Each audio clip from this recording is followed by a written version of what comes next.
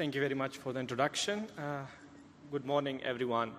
I'll be discussing about distortion-matched anatomical imaging using inversion recovery prepared EPI for high-resolution fMRI.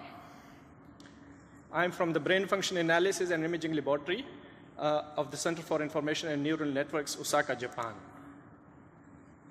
The Center for Information and Neural Networks is an interdisciplinary neuroscience technology research institute based in Osaka, Japan. We have an MEG system and multiple MRI systems, including 1/7 Tesla MRI. The focus of our group is method development, MR method development for high resolution fMRI, voxel-wise sub-millimeter isotropic. Why we want high resolution fMRI? Because we want to study the functional microstructures in vivo and to close the gap between invasive animal electrophysiological or optical research methods and human fMRI. As we know that SNR is proportional to B0, which is the magnetic field strength of the MR scanner. Again, in SNR at ultra high field permits us to go high resolution. So we can achieve isotropic voxel-wise fMRI sub-millimeter, and that will allow investigating cortical columns and cortical layers. We know that the MR imaging protocols for high resolution fMRI is striving for the balance between SNR resolution and scan time. So the SNR is proportional to the voxel volume and the square root of time of acquisition. So for example, an imaging with 1.8 millimeter isotropic has 27 times SNR of 0.6 millimeter isotropic.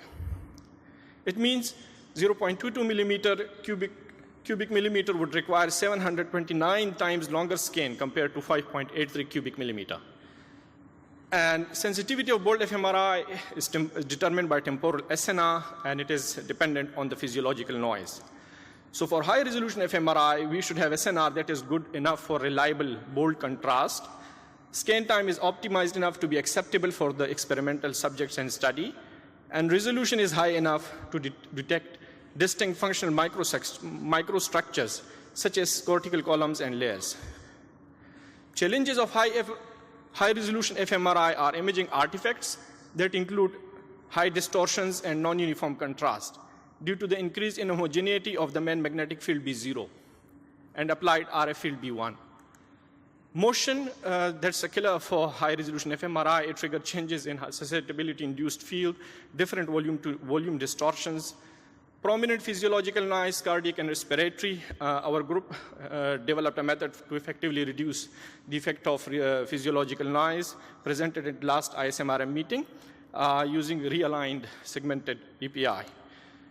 This time we are focusing on balancing SNR resolution and scan time within the constraints of specific absorption rate, power deposition in tissues, as the RF energy deposited is proportional to B0 square. Prominent high-resolution fMRI studies include from Kang Cheng in 2001. They used 40 MRI, one-channel surface coil, in plane 0.5 millimeter, and slice thickness 3 millimeter. Followed by Isa Yaqub and their group in 2007, and had a 70 MRI study, in plane 0.5 millimeter, slice thickness 3 millimeter. Subjects were having very good flat cortex, not whole brain scan, used surface coils, one slice, in plane 2D fMRI, non-isotropic voxels. The question is, can we achieve voxel-wise isotropic sub-millimeter with 2D fMRI? Why we need isotropic voxel-wise sub-millimeter?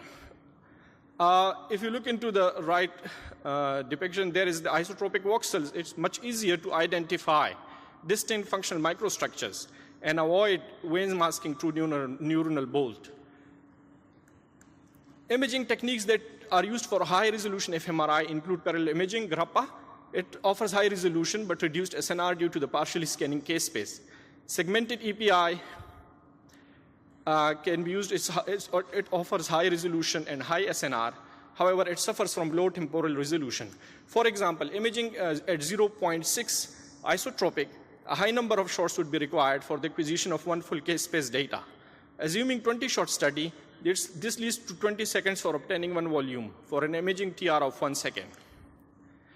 So for example, this is a block design study. We have on the vertical scale, we have the hemodynamic response function. And what we see for a continuous, with a conventional segmented EPI, we acquire continuous shots for imaging volume 1 and then 2 and so on. where shorts determine the spatial resolution. Alternatively, what we can do, we can realign the case space data based on some prior information, such as physiological recordings or task information. And we can realign the shorts in such a way to preserve the hemodynamic response function. So block interleaved segmented EPI, we can realign acquired case space data based on the task. Instead of line interleaved, it allows sub-millimeter isotropic voxels with good contrast. And what we have is analyzing TR is single shot TR. So comparison between conventional segmented EPI with BCP, we call it, is the low temporal versus high temporal resolution and not suitability for detecting bold activity for high resolution study versus allowing for sub-millimeter isotropic voxels with good bold contrast. Moreover, different TRs for imaging and analysis is what we have in conventional segmented EPI. BCP allows same TRs for imaging and analysis. So it's analyzing TR is single shot TR, which is equal to volume TR. These are the preliminary results is currently being presented for the 0.6 millimeter isotropic study we performed at SMRM 2018. We have bold activity mapped directly into the EPI structure acquired whole brain, 0.6 millimeter isotropic, 0.22 cubic millimeter voxel volume. It's pretty in the scanning time is 32 minutes for functional and 8 minutes for structural. So with BCP, we can achieve high spatial resolution. It can preserve the HRF. It is a first voxel-wise isotropic 0.6 millimeter 2D API, high resolution fMRI study, and it retains good SNR and bold contrast. It avoids the need for EPI to T1 weighted co-registration. Activity can directly be mapped onto a distortion and resolution matched high quality EPI-based whole brain anatomical image. We want to increase the contrast between gray matter and white matter, so we can use inversion recovery prepared EPI. IR pulse can suppress some certain types of tissues, for example, gray matter, white matter, and CSF. The key point is that we use the same EPI-based pulse sequence to image function and anatomy with high contrast. We insert an IR pulse before EPI readout train to obtain distortion-matched anatomical image. So IR EPI is basically equal to short IR time plus EPI, which is equal to negative T1 contrast plus T2 star contrast. We use opposite contrast image for segmentation and reconstruct into T1-like image. So this is the pulse sequence chart for the EPI and IR EPI sequences, which differ in the IR pulse. The readout train remains the same, so it means they have the same distortion.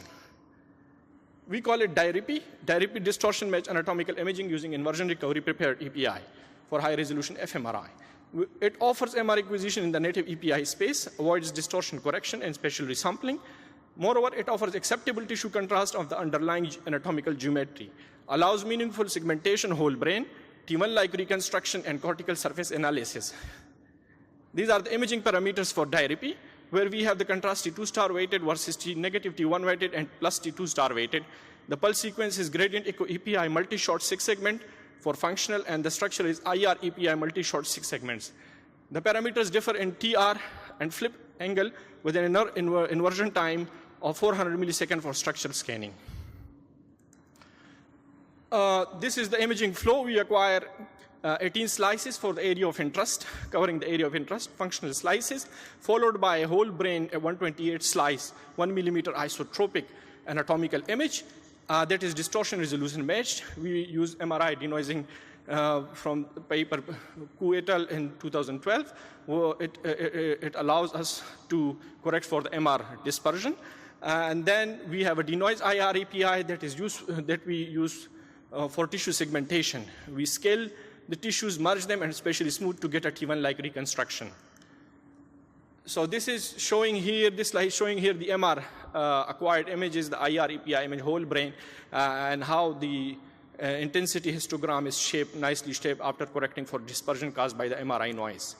These are this slide is showing for the tissue segmentation. For the acquired and denoised version, we see clear benefit in terms of the nice smoothing, because in the original we can clearly see the holes in the white matter and gray matter. So the contours are nicely defined after denoising. We have the T1-like reconstruction where the intensity histogram for the gray matter, white matter, and CSF is shown, and it is within the range acceptable for Brain Voyager software. So we can use cortical surface analysis for on the distortion-matched T1-like reconstructed image and can blow it into a sphere. This is a comparison that is showing us after we, well, this is an advantage of the proposed T1-like reconstruction is we can distort the T1-weighted acquired image into the same space, for example, for comparison.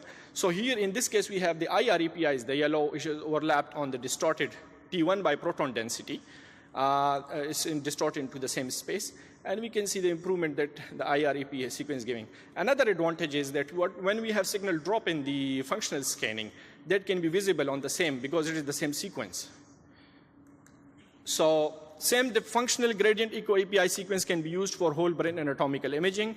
High contrast is achievable using IR-EPI, negative T1 weighted plus T2 star weighted, and dispersion caused by MRI noise can be corrected with appropriate denoising techniques, allowing meaningful segmentation of opposite contrast image.